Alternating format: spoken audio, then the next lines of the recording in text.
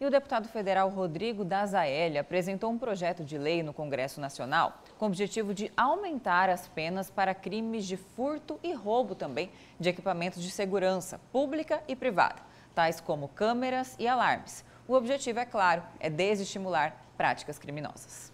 E é para falar sobre esse e outros assuntos que está aqui no estúdio do Jornal do Meio-Dia o deputado federal Rodrigo Dazaelli, do PL. Boa tarde, deputado, e seja bem-vindo aqui ao Jornal do Meio-Dia. Boa tarde, Lúcio. Boa tarde, Camila. Obrigado pela oportunidade.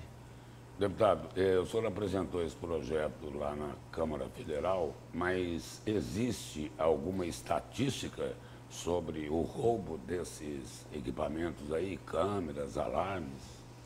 Bom, nós fizemos um levantamento na região sul do estado de Mato Grosso, onde aumentou consideravelmente, principalmente o dano a esses equipamentos. Roubo e furto a gente coloca no projeto também, porque quando você aumenta a pena de dano, você tem que aumentar também a de roubo e furto para não ficar mais compensatório roubado do que dar o dano. Porque eles precisam inutilizar as filmagens, não ter imagens nem dos momentos de cometer o crime, nem imagens posteriores das regiões que o crime acontece, porque a maioria das vezes que são identificadas as pessoas são identificadas por câmeras de segurança privada.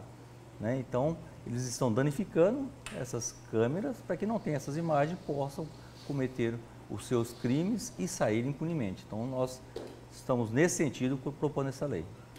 Deputado, em relação a outro projeto de lei, que é o assunto da vez, provavelmente lá no Congresso, é o projeto que busca isenção, apresentado pelo governo federal, isenção de imposto de renda para quem ganha até R$5 mil. E com isso, uma sobretaxa para quem ganha a partir de R$50 mil, chamado de super ricos. A oposição tem se posicionado contra, alguns parlamentares. Gostaria de saber a opinião do senhor, certo? Porque o senhor pertence ao PL, que é o partido de oposição ao atual governo. Na verdade, nós não estamos posicionando contra esse aumento do valor da isenção do imposto de renda. Nós achamos que podia até avançar um pouco mais. Nós podíamos isentar até o valor de 5 salários mínimos, que dá mais ou menos uns R$ 7.500. Agora, essa taxação de quem ganha um pouco mais, acima de R$50 mil, na verdade, o governo está querendo trocar fontes de receitas, não estão abrindo mão de receita. O que nós precisamos é fazer com que esse país gaste menos do que arrecade. Mas ele não tem que indicar uma outra fonte, no caso de abrir mão de receita, teria que buscar outra fonte. E não seria esse o caminho? O senhor acredita que esse aumento de taxação, mesmo para quem ganha mais, não seria o caminho? Qual seria, então, a alternativa? Necessariamente não precisa mudar de fonte, nós precisamos economizar. Nós temos que tributar quanto menos a população, deixar a população escolher o que quer fazer com o seu dinheiro. Hoje o governo federal ele quer arrecadar cada vez mais e controlar a vida da população justamente na parte financeira. E nós não concordamos com isso. Isso não é liberdade econômica.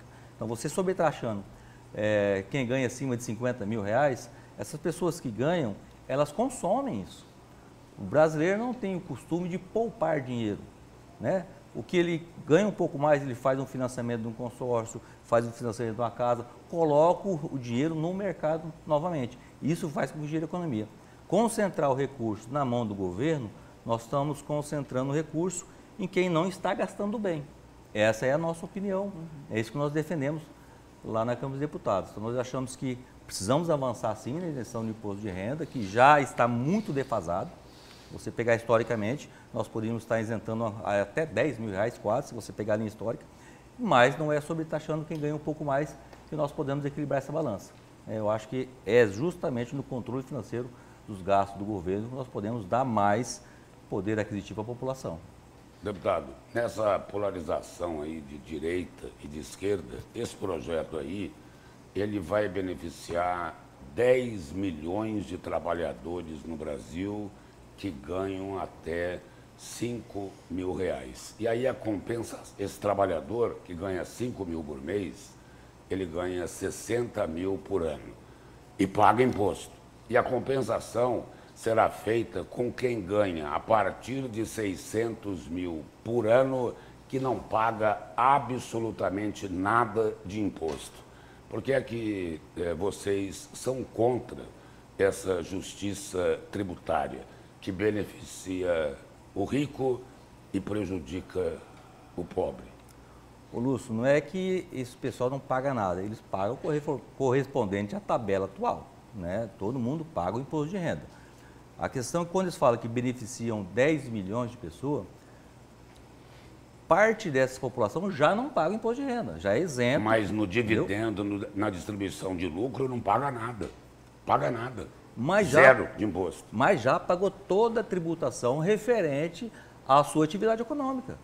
Se o senhor é um empresário e na sua distribuição de lucro, para chegar ao lucro, você já pagou todas as suas obrigações, os seus tributos, você colocou ali, quando você vai começar a pagar o imposto a mais sobre esse dividendo, sobre esse lucro, você vai majorizar o seu custo de produção. O senhor é contra, então, a isenção do imposto de renda para quem ganha até 5 mil reais? A posição do senhor é contrária. Ele já vai votar, não? Lúcio, ele já paga o imposto de renda. Eu perguntei a posição do senhor. Não, sobre eu sou 5 mil contra reais. Não, a 5 mil reais eu sou a favor, eu acho que tem que ampliar. Acima de 50... E de onde vai tirar o dinheiro?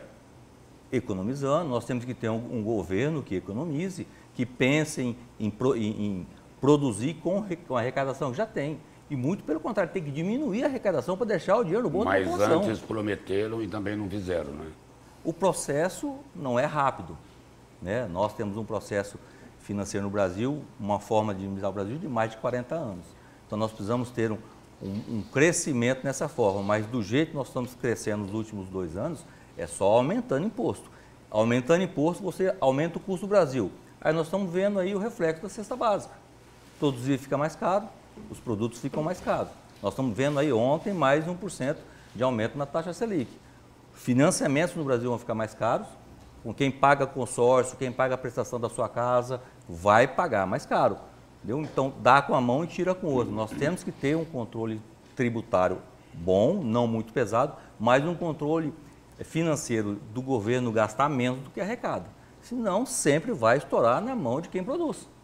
Né? Quando você fala de pagar imposto da sua atividade econômica, você já paga o imposto para produzir nesse país. No Brasil tem imposto para tudo, essa é a verdade. Tem imposto para tudo. Então, você taxar mais uma vez o lucro já é resultado de um processo de trabalho que você já pagou imposto. É isso que nós somos contra, criar mais um imposto, né, sobre uma atividade que já está pagando imposto.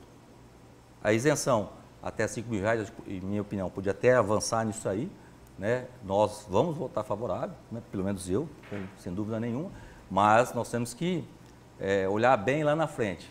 Eles não querem abrir mão de receita, eles querem continuar arrecadando e arrecadando ainda mais. E não é assim que nós vamos produzir um país justo para quem ganha pouco. Deputado, a votação do orçamento deve acontecer finalmente na tarde de hoje no Congresso. Como está a atmosfera? Será aprovado ou tem muitas questões ainda que precisam ser debatidas?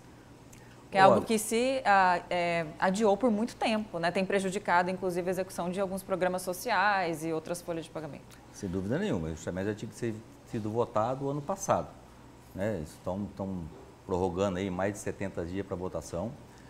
Esses debates estão acontecendo em níveis de bancada, de liderança, eles estão garantindo algumas rúbricas no orçamento, o governo quer tirar algumas rúbricas, a situação, a oposição, isso está sendo debatido na questão das bancadas, né?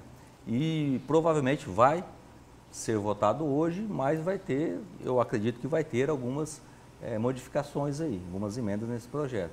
E nós estamos aguardando aí para analisar o texto final que vai chegar. Deputado, e ainda não está pronto. Deputado, sobre a ficha limpa, o senhor concorda que a pena deve ser reduzida de 8 anos para 2? Para 2, né? Isso daí não vai facilitar a vida de quem é ficha suja? Lúcio, nós vivemos nesse país um momento em que a gente não pode mais confiar, né, no ontem. Nós estamos mudando a história do nosso passado. Nossa justiça hoje, ela é seletiva. Então, nós temos processos que o ministro é juiz, é réu, é promotor e julga o processo.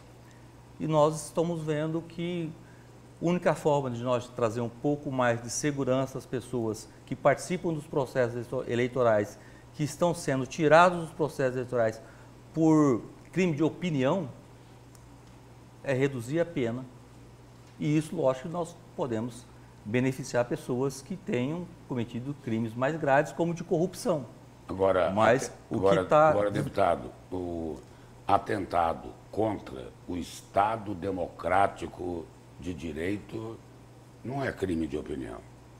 Mas O senhor concorda com isso? concordo, mas o que eles estão colocando como atentado ao Estado Democrático de Direito é uma invasão no dia 8 de janeiro, que eles estão colocando como um golpe e como um ato terrorista. Ninguém, sã consciência, acredita que aquilo lá era para dar um golpe no país. Não tinha uma faca, não tinha um canivete, não tinha uma arma. Mas teve o punhal verde e amarelo, aquela conspiração que foi denunciada. E aí? Lúcio, só para concluir, naquela situação, ninguém estava lá com intenção de fazer terrorismo, ninguém fez atentado à vida de ninguém.